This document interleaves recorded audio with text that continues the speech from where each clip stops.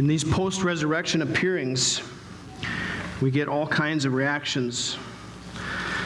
Some of them recorded in the Bible, others just referred to. And this morning, we meet a new guy that we had not seen before, and they call him Cleopas. It's his only show, his only occurrence in the Bible. But he does a good thing. He sees Jesus.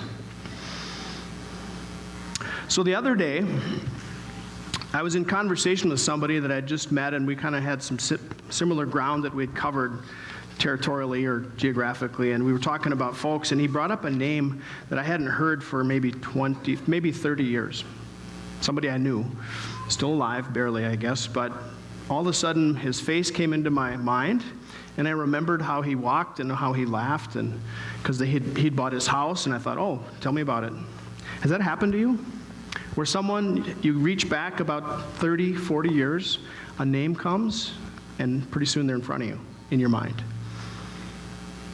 I was going to ask if that's happened to you, but it's more like, when was the last time that happened to you? A name comes, a face, and then a familiar memory or a story, and they're sort of brought back. A loved one, a family member, and you remember their gestures, or you can kind of see them in your mind. It happens. Last week, my sister told me she had a dream about my mother, who's just died recently. A lot of you know that. She said she dreamt that she saw my mom, that she sort of brought this message to her that she was in the choir in heaven wearing a red choir robe. And she'd always wanted to sing and wasn't able to the last few years. So sort of a good memory in a dream. And I thought of the same thing that happened to me 27 years ago when my dad died. I dreamt about him.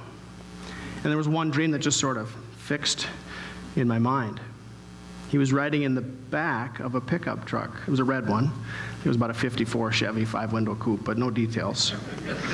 But there he was in the back, and I was in the front. I might have been driving. I think I was.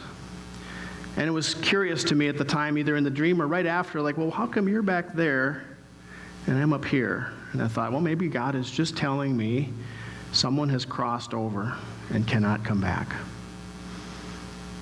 The disciples are experiencing that in the text we'll get to. It's Luke 12. We'll get to that in a minute, or Luke 24.